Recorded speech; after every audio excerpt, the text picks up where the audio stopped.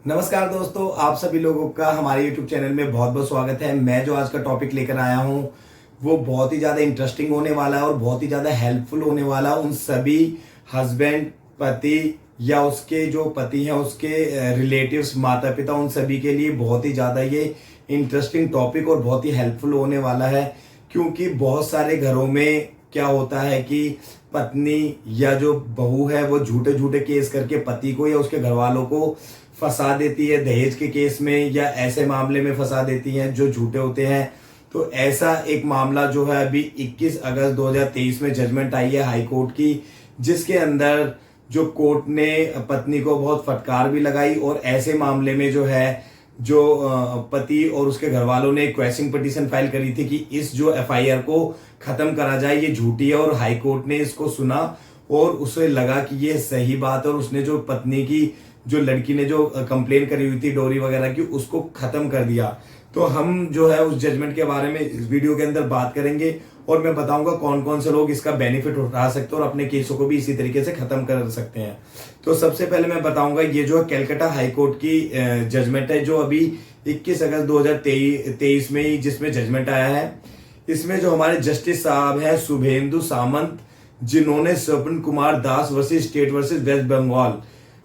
जो केस था उसके अंदर जो है अपनी सुनवाई करी और 21 अगस्त 2023 में जजमेंट सुनाई है, जिसमें महिला ने जो है दहेज का केस करा हुआ था, डोरी वगैरह का केस करा हुआ था और इससे रिलेटेड ऐसी एफआईआर दर्ज कराई हुई थी जिसको हाई कोर्ट ने पूरे तरीके से खत्म करा।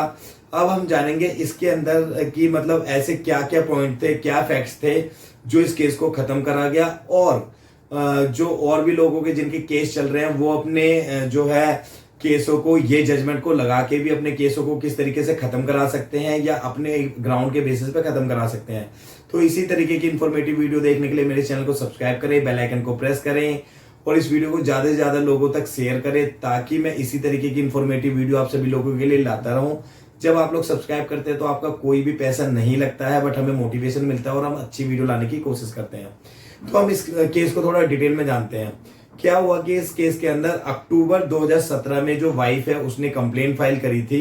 हस्बैंड के अगेंस्ट, ओनली हस्बैंड के अगेंस्ट कंप्लेन फाइल करी थी।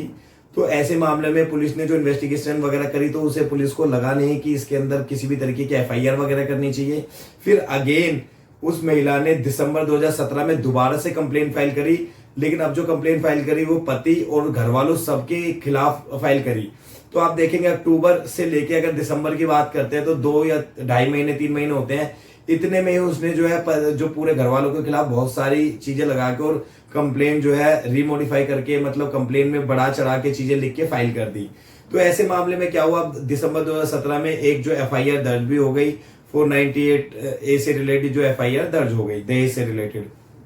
अब क्या होता है कि जो हस्बैंड था या उसके घर वाले थे वो हाई कोर्ट में क्वेश्चन पिटीशन फाइल कर देते हैं इसी केस से रिलेटेड। तो जो इसमें जस्टिस साहब ने जो सुना, इसमें देखा तो इसके अंदर उन्होंने पाया कि ना तो कोई भी इसमें, क्योंकि जो मेन एक लीड था वो निकल के आता कि किसी पड़ोसी ने इनके घर में लड़ाई होते हुए सुनी। लेकिन जब किसी पड़ोसी ने सुनी तो उसने डायरेक्टली ना आंखों से देखा ना उसने कुछ ऐसे करा, बस उसने सुना। तो सुनने से नहीं पता चलता कि किसकी गलती है किसकी गलती नहीं है। तो जज साहब ने बोला इस एविडेंस को जो है इंक्लूड नहीं करा जाएगा क्योंकि ऐसे एविडेंस से कुछ भी क्लियर नहीं हो पा रहा कि भाई किसकी गलती है। और इसके अंदर ना कोई डायरेक्ट एविडेंस था, कोई डायरेक्ट एविडेंस नहीं था, किसी भी तरीके की कोई एमएलसी नहीं थी, किसी भी तरीके की कोई वैसा एविडेंस नहीं था, कोई वीडियोग्राफी या किसी तरीके का लड़की कोई ऐसा एविडेंस नहीं लगा पाई, जिसकी वजह से जो जज साहब ने बोला कि ये पूरी जो कंप्लेन है बिल्कुल बेकार है, इसमें किसी भी तरीके की कोई लीगैलिटी दिख नहीं रही थी, कोई मेरिट दिख नहीं रहे थे। फिर उसके बाद अगर हम बात करें कि जो इस केस के अंदर पति और पत्नी जो थे वो शादी होते ही, जब से शादी हुई थी वो अपने जो पति है वो वाइफ के साथ अलग रह रहा था, उसके माता पिता कहीं और रहते थे, वो कहीं और रहते थे और उसने माता पिता को भी इंक्लूड करा था। तो इससे भी उसकी बात जो है झूठी होती थी। फिर जज साहब ने इसमें जो है लड़की को बहुत फटकार लगाते हुए और बहुत इसमें एक इस तरीके का वर्ड यूज करा है जो मतलब एक तरीके का इस तरीके की महिलाओं के लिए बहुत शर्मनाक शब्द होता है। पहला तो वो जो कानून बनाए जाते हैं लड़की को जो है न्याय दिलाने के लिए, लेकिन इस तरीके की महिलाएं क्या कर रही हैं, कानून का गलत उपयोग करके मिसयूज कर रही हैं और इसको जज साहब ने एक वर्ड बताया, लीगल टेररिज्म, मतलब कहने का मतलब कानूनी आतंकवाद बताया उसको, कि ये इस तरीके से जो है कानूनी आतंकवाद टाइप का साउंड होता है, जिसमें वो अपने इस तरीके की चीजों को गलत तरीके से यूज करते हैं और सही जो शरीफ लोग होते हैं, जो इनोसेंट लोग होते हैं, उन्हें फंसाने की कोशिश करते हैं। तो इस जजमेंट के अंदर ये सारी चीज निकल के, और ये जो है जजमेंट हस्बैंड और उसके पूरे घर वालों के फेवर में हुआ। देखो मैं इसमें आपको बता देना चाहता हूँ कि जब एक कोई दहेज का, देखो जब भी कोई एक दहेज का केस डलता है या कुछ डलता है, तो जो शरीफ घर के लोग होते हैं, जिन्होंने कभी कोर्ट कचहरी नहीं देखी, वो बहुत ज्यादा डर जाते हैं ऐसे मामलों में। और मान लो कोई रिस्पेक्टेड पर्सन है, उनके अगेंस्ट इस तरीके का कोई केस होता है, उन्हें बार बार कोर्ट के अंदर चक्कर लगाने पड़ते हैं। तो जिन माता पिता ने अभी 50 साल 60 साल से अपना पूरा फक्र से जीवन बिताया, लेकिन इस तरीके की झूठी कंप्लेन के चक्कर में 60 साल की उम्र में आके उन्हें इस तरीके की जो है बहुत मतलब शर्म का सामना करना पड़ता है, इस तरह चीजें, मतलब वो ऐसा फील करते हैं। लेकिन हम सलाह ये देते हैं कि अगर आपने कोई गलती नहीं करी तो कोई भी आपको शर्म करने की जरूरत नहीं है। आप इस तरीके के केसों में बिल्कुल भी डीमोटिवेट ना हो। अगर आपने कोई कुछ ऐसा नहीं करा, अपनी लड़ाई को पूरा डट के लड़े। तो जिस जैसे इस केस के अंदर हो, वैसा आप लोग भी अपने केस को कर सकते हैं। अगर आपकी गलती नहीं है और आपके पास ऐसे ग्राउंड्स हैं, तो आप अपने केस को भी हाई कोर्ट में ले जाके और ऐसी एफआईआर को कैसिंग करा सकते हैं, और इस तरीके की जजमेंट का वहां पे रेफरेंस दिया जा सकता है, जिसके बेसिस पे आप लोगों के केस भी जो फॉल्स केस चल रहे हैं, जिसके अंदर कोई एविडेंस नहीं है, कोई वीडियोग्राफी नहीं है, किसी भी तरीके का कोई सबूत नहीं है, तो आप भी इस तरीके के केसों को कोर्ट से खत्म करा सकते हैं। और कभी भी कोई महिला इस तरीके के गलत केस करती है तो आपको डरना नहीं है, और आपने जब कोई गलती नहीं की तो आपकी किसी भी तरीके की कोई रिस्पेक्ट हार्म नहीं होती। और ये बात आप सारी चीजें ध्यान रखें। और ऐसा मामला होने के बाद आप मानहानि का केस भी, जैसे इस तरीके का केस हुआ, ऐसे मामले में पति और उसके घर वाले जो महिला के ऊपर मानहानि का केस भी कर सकते हैं,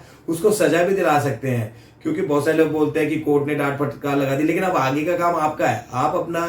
क्या कर सकते हैं, मानहानि का केस कर सकते हैं, उसके ऊपर आपके ऊपर झूठे वो करा, मेंटली टॉर्चर करा, इस बेसिस पे आप लोग क्या कर सकते हैं, मानहानि का केस कर सकते हैं। बहुत सारे जो केस है, और जिससे उस लड़की को भी इस तरीके की जो है लीगल प्रोसीडिंग का सामना करना पड़ेगा। तो इसी तरीके की मैं और अच्छी अच्छी इंफॉर्मेटिव वीडियो लाता रहूंगा, और मैं इस जजमेंट का जो है लिंक डिस्क्रिप्शन में देने की कोशिश करूंगा। टाइटल और जो इसका टाइटल वगैरह मैं अपनी वीडियो में शो कर दूंगा, तो आप लोग वहां से देख सकते हैं। और मैं इसी तरीके की अच्छी वीडियो आप सभी लोगों के लिए लाता रहूंगा। तो मेरे इस चैनल को सब्सक्राइब करें, बेल आइकन को प्रेस करें, इस वीडियो को ज्यादा लोगों तक शेयर करें। बहुत बहुत धन्यवाद दोस्तों, अपना प्यार हमारे साथ बनाए रखने के लिए। धन्यवाद।